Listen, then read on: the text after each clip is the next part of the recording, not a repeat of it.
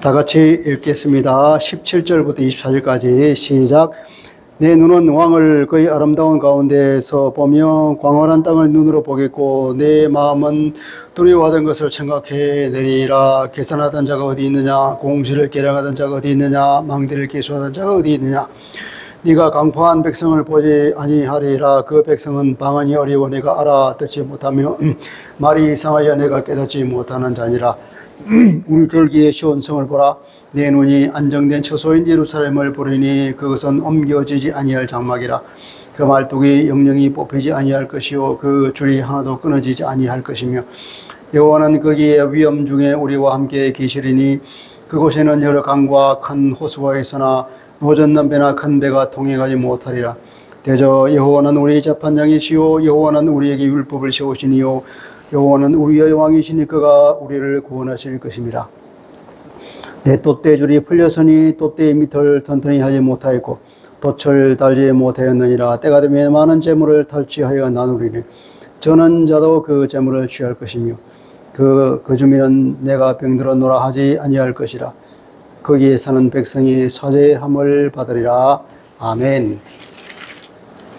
자, 우리가 지금 하고 있는 것이 이제 28장에서 35장 단락, 이 단락은 이제 저주와 이제 회복에 관한 선언인데, 오늘은 이 33장 내용이에요. 33장에 들어오면 33장의 역사적 배경은 주전 701년 아수르가 예루살렘을 유다를 침공하던 때 히스기야 때에 히스기야 통치 시기에 아수르의 침략 이것을 역사적 배경으로 해서 그렇다고 해서 이 역사적 사실을 계속 얘기하는 것이 아니라 저것을 염두에 두고 이제 저것을 이게 사실은 이것이 예언이란 말이죠. 예언이기 때문에 이 예언을 듣는 사람들은 주전 701년이 아직 안 왔을 거예요. 몇 년 후면 이제 이런 일이 닥칠 건데, 그 아수르를 심판하는 얘기죠. 3장 처음에 너 학대를 당하지 아니하고도 학대하고 속이고도 속임을 당하지 아니하는 자여 화에 있을진저. 이건 누구를 예언한다 그랬습니까? 아수르를 예언한다 그랬죠. 아수르는 히스기야 아버지 아하스 왕 때도 그랬지만 북이스라엘과 아람이 연합군을 형성하고 유다를 침공해 들어올 때에 아하스 왕은 아수르 왕에게 많은 돈을 주고 나를 막아달라고 했더니 그래 좋아 그러면서 쳐들어왔는데 아람도 멸망시켜버리고 북이스라엘도 짓밟아버리고 그리고 그 여세를 몰아서 유다까지도 마치 물에 빠져서 목만 밖으로 나와 있는 상황처럼 그렇게 아주 위험한 상황과 이제 시간적이 있단 말이에요. 그리고 히스기야 때도 또 쳐들어왔는데 이제 주변은 다 함락되어 버리고 이스라엘만 이제 이렇게 포위가 되고 언제 무너질지도 모르는 절체절명이지. 히스기야가 또 사절을 따라 보내서 많은 예물을 주고 돌아가라고 이제 화친하자고 내가 당신을 섬기겠다고. 그럼에도 불구하고 그 돈만 받고 다시 쳐들어온 거예요. 그래서 얘기가 학대를 당하지 아니하고 학대만 하고 남을 학대하고 그리고 속임을 당하지 않아 속이는 자. 이 속이는 자잖아요. 자기 아하스 왕도 속였고 히스기야 왕도 속이고 화에 있을진저 이게 다 망할 것이라는 얘기를 하면서 지난번에는 16절까지 읽었는데 보면 이제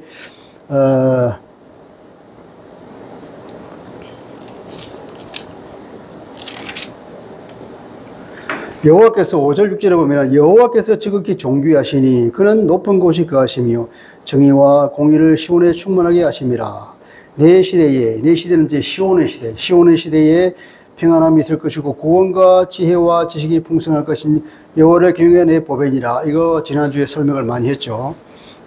하나님께서 지극히 존귀하시기 때문에 하나님이 높은 곳에 거하시기 때문에 공의와 정의가 시온에 충만하게 할 거다. 하나님께서 시온을 보호해 주실 것이라는 말씀을 하고 그리고 시온의 시대는 그러니까 시온이 휴업되는 그 시대, 먼 미래의 얘기겠죠.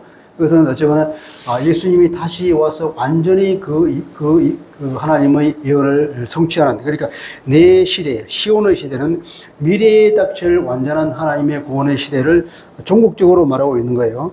평안함이 있었고 구원과 지혜와 지식이 풍성할 것입니다. 지혜와 지식이 풍성함이, 하나님의 모든 지혜와 지식이 그리스도 안에 다 있다고 골로새서에 말하고 있죠. 여호와를 경외하는 것이 내 법이다. 여호와를 경외하는 것이 이 시온의 시대의 평안함과 구원과 지혜와 지식의 풍성한 것을 얻는 열쇠가 되는 것이다. 그런 얘기가 있었습니다. 그것에 대한 설명이 이제 17절, 13절부터 14절부터 이제 그게 다시 설명하고 있는 거예요. 자, 다시 올라가서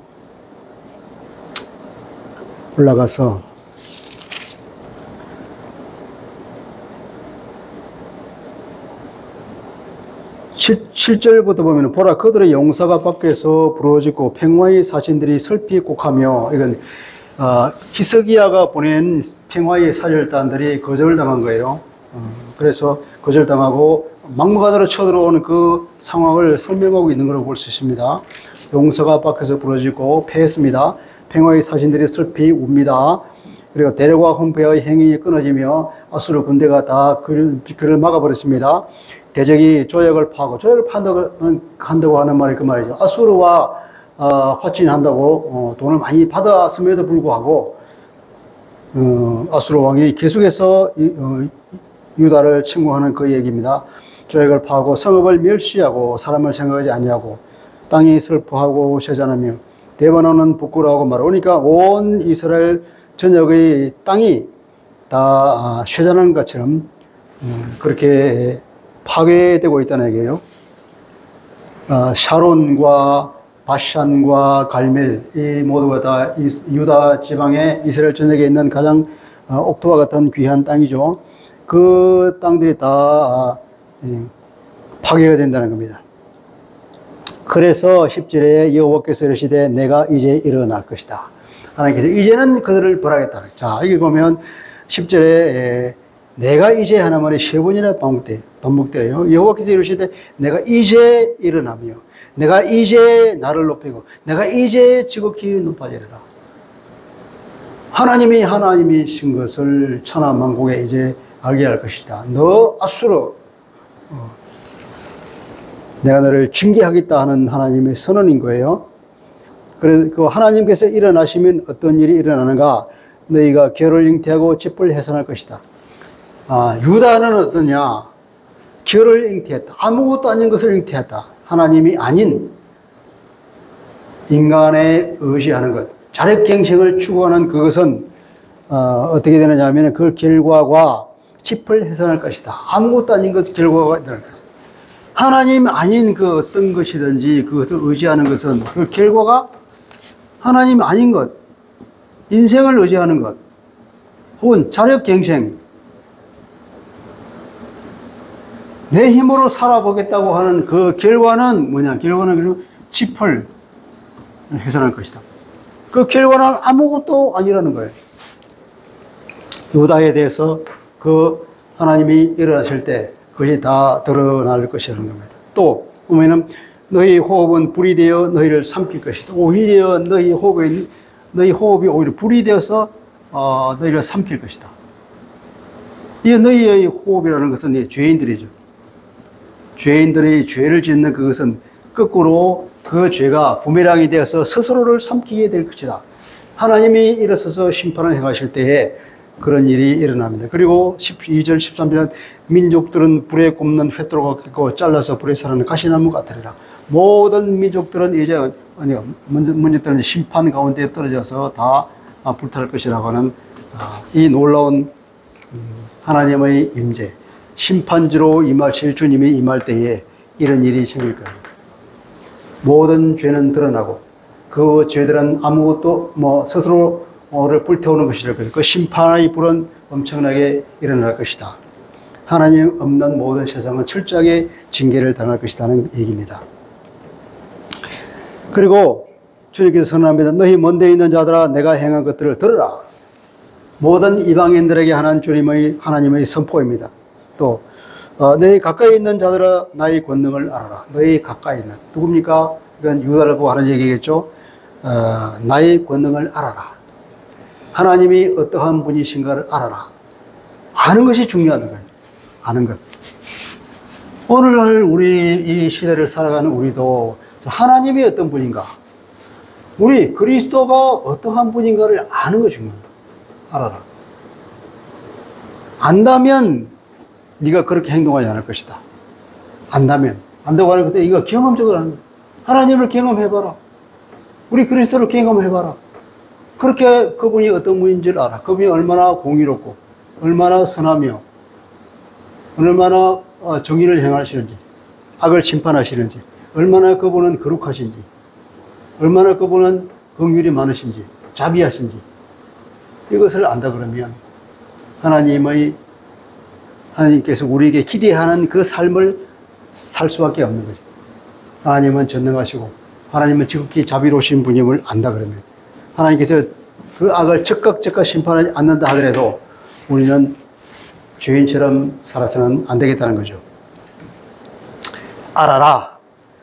시온의 죄인들이 두려워하며 경건하지 아니한 자들이 떨며 이르기를 우리 중 누가 삼키는 불과 함께 거하겠고 우리 중 누가 영령에 타는 것과 함께 거하리요. 죄인들은 하나님의 임재 앞에서 살아날 수 없습니다. 하나님의 임재, 하나님께서 오시면, 주님께서 오시는 그날 얼마나 무서운지 두려워 떨었으면 하나님은 뭐라 그랬습니까? 소멸한 불이라고 했죠. 소멸. 소멸이라는 것은 뭐냐면 없어진다는 거 아니라 불태워서 없애버리는 것. 불태움. 불을 태워서 불로 다 불태워 없애버리는 소멸하는 불이다. 불. 여호와는. 히브리 있어서 그러게. 여호와는 소멸하는 불이라고. 여호와 앞에 그 어떤 죄인도, 그 어떤 죄도 여호와가 불 앞에서는 견디지 못하는 거예요. 그게 뭐냐면 하나님은 자스티스잖아요. 미시파트라는 거예요. 그 죄는 반드시 심판받아서 없어져야 되고 무너진 정의는 다시금 하나님의 공의는 채워져야 하기 때문에 그 죄는 하나님의 소멸하는 불 앞에서 반드시 무너질 것이고 무너졌던 하나님의 공의는 반드시 세워질 것입니다.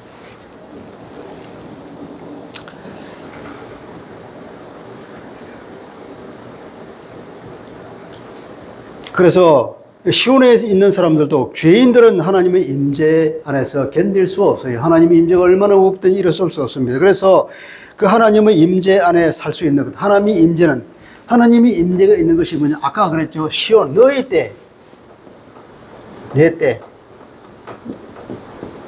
시온의 때, 시온의 시대. 나중에 하나님이 다시 이 땅에 하나님의 정의와 공의를 세우는 그 날이 올 텐데 이때 이 시즌에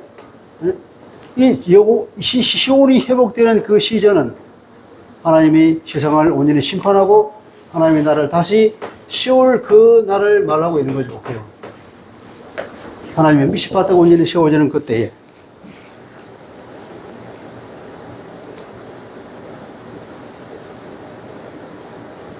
어, 15절 오직 공의로 행하는 자 정직히 말하는 자 토색한 재물을 가정에 여기는 자, 손을 흔들어 뇌물을 받지 아니하는 자, 귀를 막아 피 흘리려 꾀를 듣지 아니하라, 눈을 감아 악을 보지 아니하는 자, 그가 높은 곳에 거한다.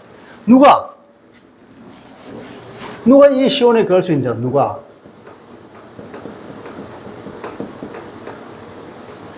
죄인들은 이 시온에 설 수 없는 거예요. 이 시온이라면 또 달리 말하면 하나님께서는 어디에 간다고 했죠? 높은 곳에 있기 때문에 높은 곳. 높은 곳, 하늘에 계시는 하나님. 이 하나님의 임재가 시온에 내려올 때, 이 시온의 때에 누가 이곳에 살 수 있겠는가? 죄인들은 이곳에 살 수가 없고, 누가 하나님의 공의와 하나님의 정의, 공의와 정의를 행하는 자, 모든 불의와 불법을 멀리 하는 사람. 그 죄에 대해서는 아주 죄에 대한 눈을 닫아버리고 죄인들의 말하는 귀를 닫아버리고 악을 보고 싶지 않아 하는 사람, 그런 사람들만이 이 높은 곳에 있을 것이라는 거예요. 이 높은 곳. 주님이 자리에 재임해 오셔서 이곳에 시온의 때가 될 때에 거기에 거할 수 있는 사람들은 누가 거하냐고요? 오직 15절 공의롭게 행하는 자, 정직히 말하는 자, 토색한 재물, 토색한 것은 빼앗은 거죠. 토색한 재물이나 혹은 그 뇌물 같은 것은 결국 범죄를 통하여 얻은 수익이죠.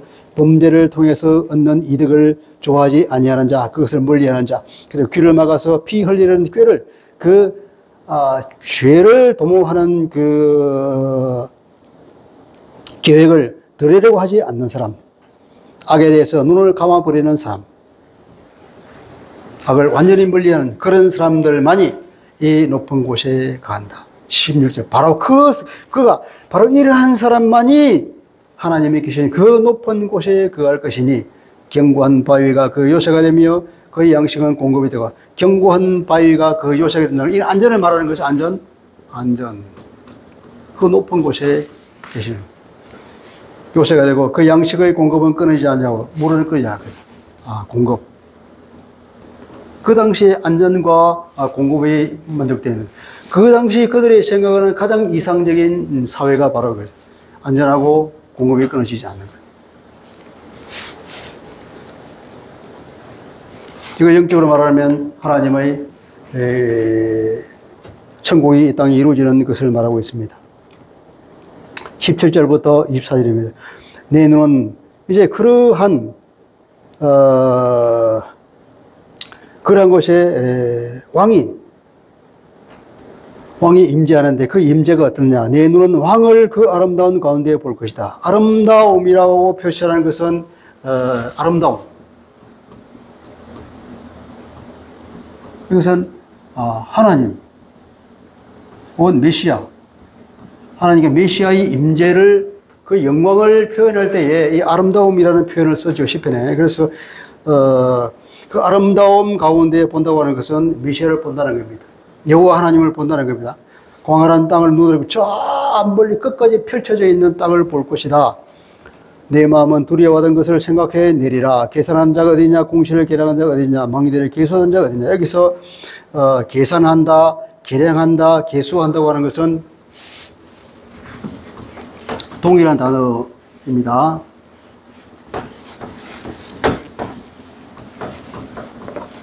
기록한다는 거예요. 자, 내 마음은 두려워하던 것을 생각해 내리라. 두려움, 공포. 네 마음이 이때가 되었을 때에 네 마음이 옛날에 있었던 그 공포를 기억해 낸다. 지금은 공포가 없다는 거예요. 아수르가 침공해 왔을 때 그 지긋지긋한 그 공포, 그 시절, 그 시를 기억할 것이다. 왜냐하면 집은 아무것도 없이 완전한 안전과 평화가 있는 것이기 때문에 그 옛날을 기억하면 그때는 정말 어려웠지, 지금이 얼마나 좋은 시절이냐 하는 걸 생각을 해요. 이 때문에 그 당시 아수르가 침공해서 막 빼앗아가고 억지로 공물을 받아가는 것이 뭐예요? 계산을 하던 자, 이렇게 세금을 매기는 거지. 세금을 매길 때 사람들이 그쪽 아수르 나라의 서기관들이 와서 세무공무들이 와서 하나하나 다 계산하면서 너 얼마 이렇게 정하던 사람들. 그리고 공시를 계량하던 자. 마찬가지죠. 똑같이 시고. 그리고 망대를 계수하던 자. 이것은 망대가 나와 있는 거 보니까 아마 이거는 군사적인 거죠. 누구를 짐지기하고 너 집에 몇 사람이니까 몇 사람 나와서 한다든지 뭐 이런 경제적으로나 군사적으로 철저하게 그 사람들이 와서 일일이 각 집에 있는 숟가락 하나까지 다 세고 기록해서 다 뺏어가고 철저하게 유린하는 그 시절, 그 어려운 시기를 이제는 기억해내면서 지금이 얼마나 평안한 것이냐를 하나님께 감사할 것이라는 얘기겠죠. 19절에 네가 강포한 백성을 보지 아니라, 이제 그 아수르 군대가 아수르 나라 사람 한 사람도 보지 못할 것이다. 그 백성은 방언이 어려워 내가 알아듣지 못하며 말이 이상하여 내가 깨닫지 못하는 자니라. 그리고 20절에 우리 절기의 시온성을 보라. 드디어 이제 시온성에 대한 설명이 나오는 거예요. 우리 절기의 시온성. 절기라고 하는 것은 절기 때마다 드리는 하나님께 예배를 말하는 거죠. 이건 절기라는 하나님에 대한 예배, 하나님과의 교제, 영적인 교제, 이것을 표현하는 말이겠죠. 우리 절기의 시온성을 보라. 내 눈이 안정된 처소인 예루살렘을 보리니 그것은 옮겨지지 아니할 장막이라. 말뚝은 영령이 뽑히지 아니할 것이고 줄인 영령이 끊어지지 아니하라. 말뚝과 줄 옮겨지지 아니할 것이다. 다 안 된다. 말뚝이 옮기지 않고 줄도 끊어지지 않고 영령이 옮기지 않고. 옛날에 하나님의 이 성막은 그때마다 옮겨지는 것이다. 이제는 더 이상 옮길 필요가 없어. 이제는 그때 옮겨가는데 끝났어. 완전한 정. 하나님의 나라 이 땅에 완전히 임하는 그런 시기를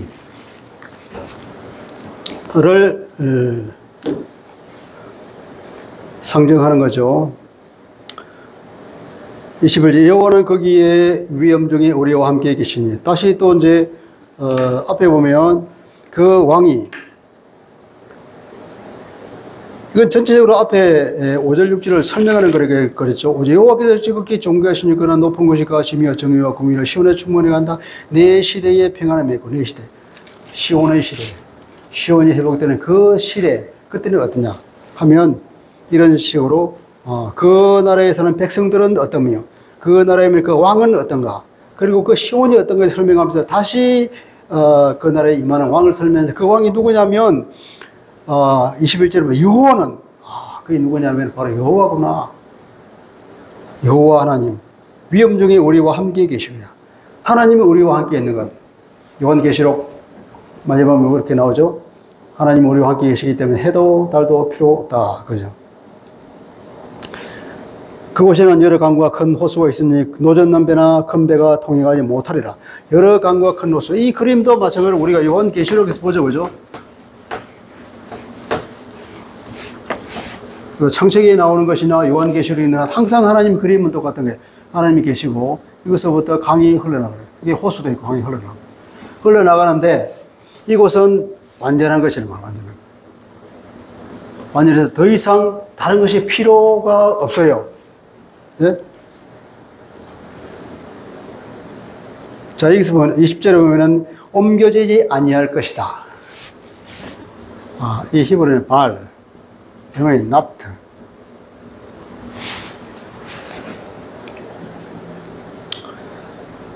그리고 말뚝이 뽑히지 아니할 것이다. 줄이 끊어지지 않을 것이다. 이것도 발. 다 안 한다. 이 운율을 살리고 있는 거예요. 그리고 그곳에는 여러 강과 호수가 있는데 노젓는 배나 큰 배가 통행하지 못하리라가 아니라, 그것도 마찬가지 발. 노젓는 배도 들어오지 않는다. 그리고 큰 배도 통행하지 않는다.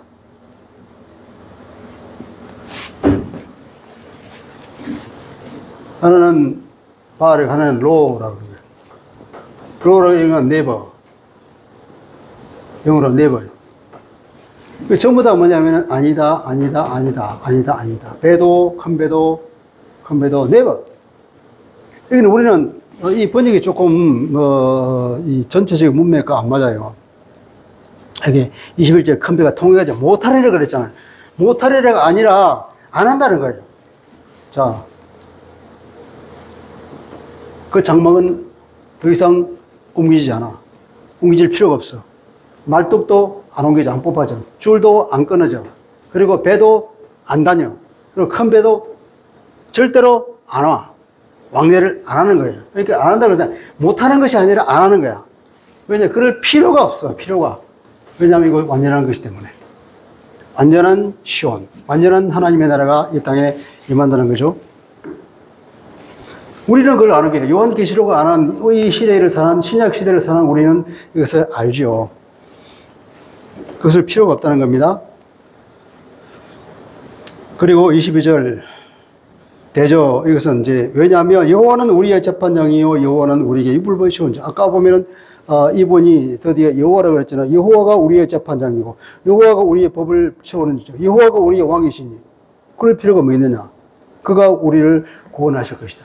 여호와가 친히 우리를 다스리시고 우리를 재판하시고 우리를 구원하실 것인데 이것이 무슨 필요가 있느냐. 그것은 지극히 완전한 것이다. 23절 내 돛대줄이 풀렸으니 돛대의 밑을 튼튼히 하지 못하였고 돛을 달지 못하였나. 이것도 마찬가지로 풀렸다. 돛대의 줄이 느슨해졌다는 거예요. 여기도 마찬가지로 못한다는 것이 아니라 안 한다는 거예요. 돛대 줄이 돛대 줄을 감고 조이고 해서 배를 운행해야 되는데 그걸 운행할 필요 없어요. 다 풀려 있어.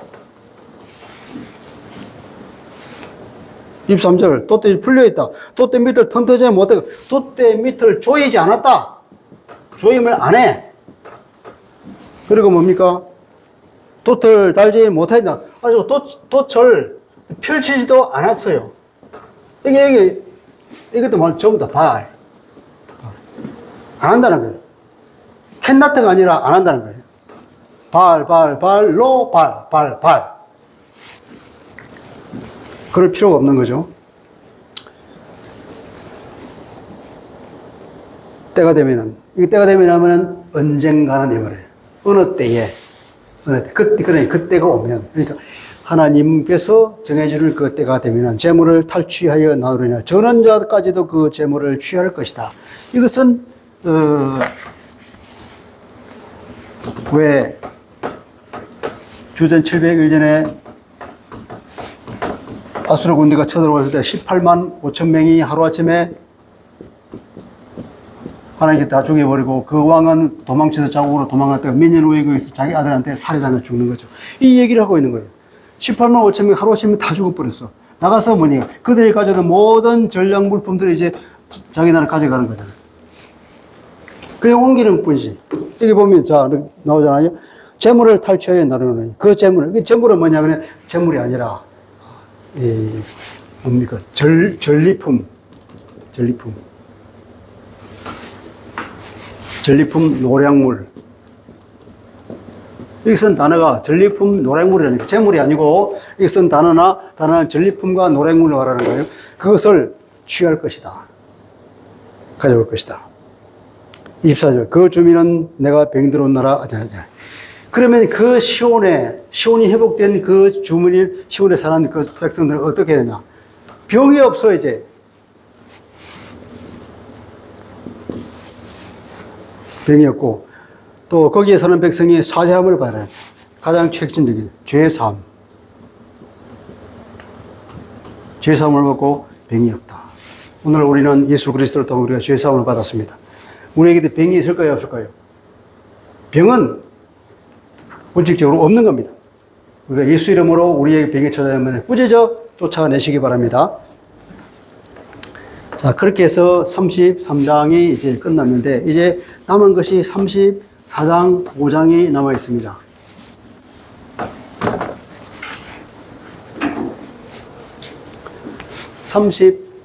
자, 28, 35가 큰 단락이 되었죠. 지금까지 28부터 이제 3장까지. 이제 34장, 35장이 나옵니다. 34장, 5장은, 이 28장에서 33장까지 말하고 있는 걸 반복하는 거예요.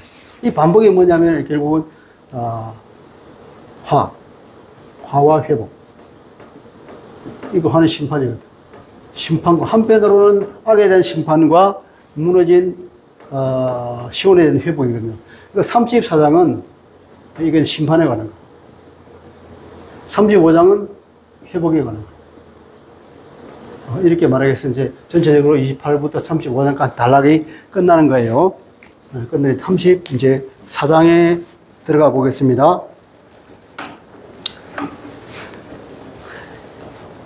열국이여 너희는 나와 들을지어다. 민족들이여 귀를 기울일지어다. 땅과 땅에 충만한 것 세계와 세계에 나는 모든 것들이여 들을지어다. 대저 여호와께서 열방을 향하여 진노하시고 그들의 망군을 향하여 분내사 그들을 진멸하시며 살육당하게 하셨은즉 그 살육당한 자는 내던이 받고 그 사체의 악취가 솟아오르고 그 피에 산들이 녹을 것이고 하늘의 만상이 사라지고 하늘들이 두루마리 같이 멀리 있되 그 만성이 쇠자나무 포도나무의 잎이 마른 것 같고 무화과 잎이 마른 것 같으리라.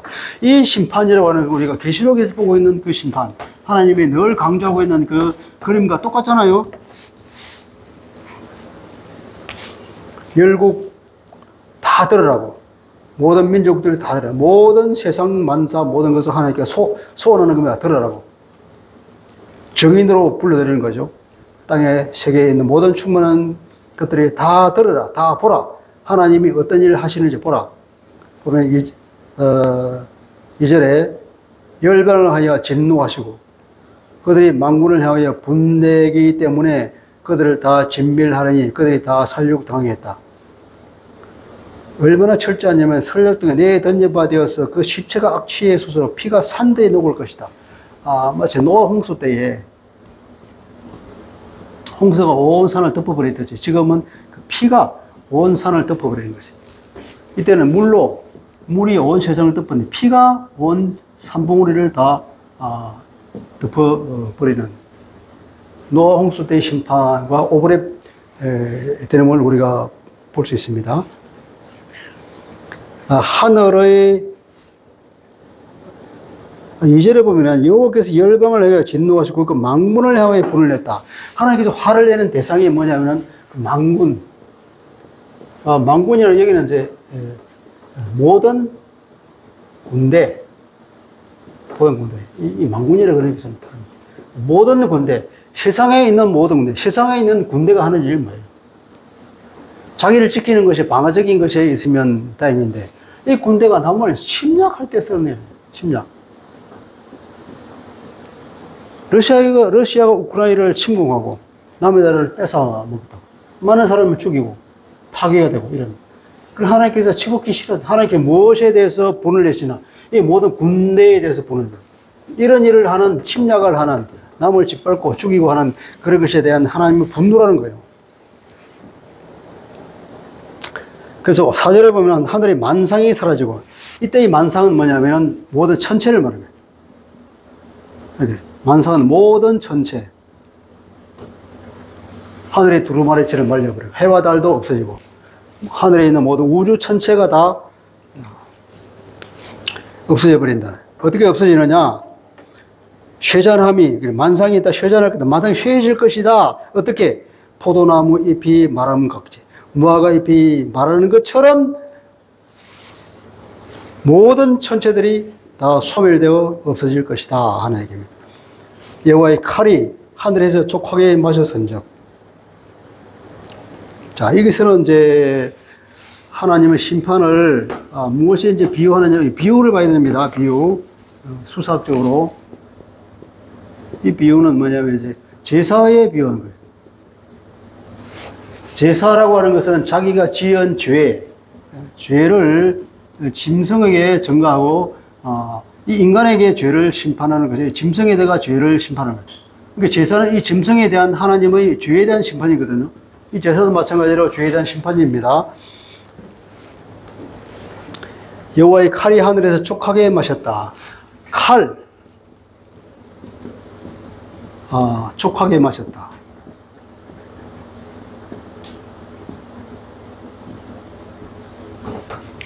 칼이 촉하게 마셨다는 것은 칼을 벼렸다는 거예요. 칼. 옛날에 칼을 이렇게 대장장이가 두드리고 물에 넣고 두드리고 먹고 맨 나중에는 이제 기름에다가 당기면 기름을 먹여서 이 칼날이 시퍼렇게 살아나게 하는 거예요. 이게 촉하게 마시다는 거예요. 맨 마지막 단계에 기름에 담가서 기름을 먹였는데 기름을 충분하게 먹고 완전히 이제 칼을 쓸 준비가 다 된 거예요. 보라, 이것이 에돔 위에 떨어지며 진멸하시기로 한 백성 위에 진멸하시기로 결정된 그 백성 위에 떨어져서 그를 심판할 것이라. 하늘에서 칼이 완벽하게 준비됐습니다. 시퍼렇게 다 준비됐어요. 그 칼이 어디에 떨어졌냐? 에돔에 떨어졌다. 에돔.